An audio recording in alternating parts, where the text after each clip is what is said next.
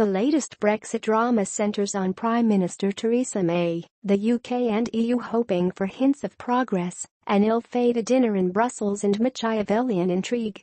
Theresa May, Picture Alliance APGV Wijngaert. This last week was all about Theresa May. We saw the British Prime Minister in Brussels talking to 4 flower pots. Maybe because nobody will listen to her in her own government?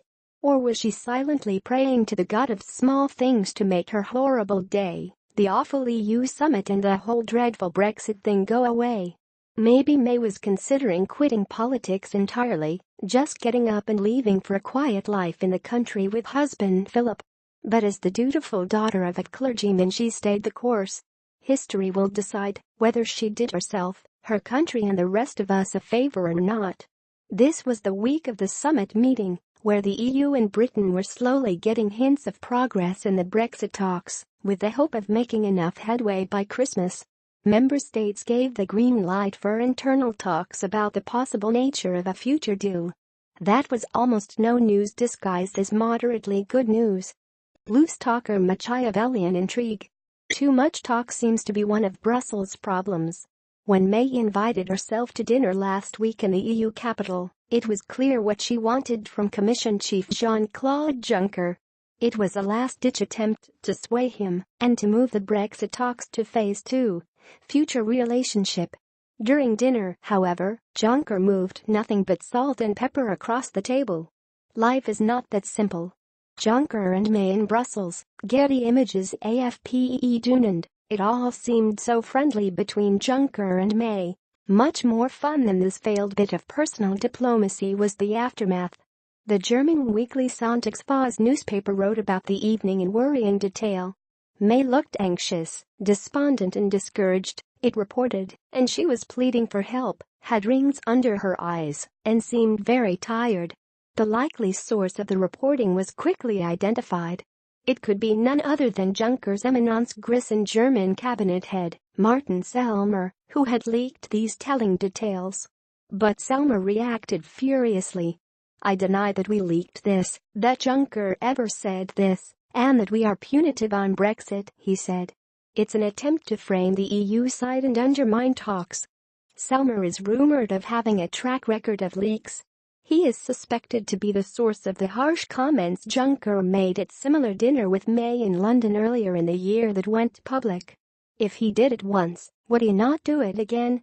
The UK's Brexit minister, David Davis, is reported to have accused Selmayr of being behind the leak, pointing out that there were only 6 people in the room. What would Selmayr's motive be? Davis is a genuine Brexiteer, as opposed to May. He is still rumored to be a potential successor to the Prime Minister. He hates the way Brexit talks are shaping up, and he was in the room. Would anybody think such a piece of Machiavellian intrigue was beyond the British chief negotiator? Fairy tale illustration, Picture Alliance Mary Evans Picture Library. Is Britain's economy tumbling over a cliff? Still about a good deal or no deal? The EU believed it was doing May a favor in offering preliminary musings about the future. And this almost progress must have encouraged business leaders in the UK. They are now writing letters to the government begging for clarity on Brexit almost daily. And their best hope was the transition period that May had announced in Florence. But in Parliament, the Prime Minister slapped everybody down. "There can be no implementation period," she said, "until the UK has settled its future partnership with the EU." It has a certain logic if you call it implementation instead of transition. But it shatters the hope that a transition phase could simply delay the looming cliff-edge Brexit. With the economy tumbling down the hill helter-skelter, the fall may already be starting. As Goldman Sachs CEO Lloyd Blankfein tweeted last week, "Just left Frankfurt. Great meetings, great weather, really enjoyed it. Good, because I'll be spending a lot more time there. The grass may be greener on the other side of the channel." EU Council President Donald Tusk dug the knife in by saying, "It's in fact up to London how this will end, with a good deal, no deal or no Brexit." Oops, the latter option seems off the table, but is still a possibility if the EOBs, that is, the enemies of Brexit, get their act together. British pound, Picture Alliance Wijngaert. How much money will the UK have left in its purse after Brexit? Return of McCarthyism?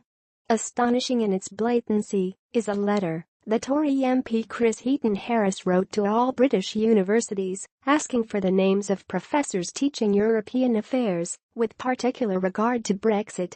The lawmaker also wanted to have the syllabus and the links to online lectures.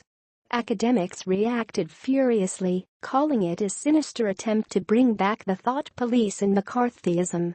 What happened to this great country? Anti-Brexit campaigner Gina Miller asked. The answer is Brexit.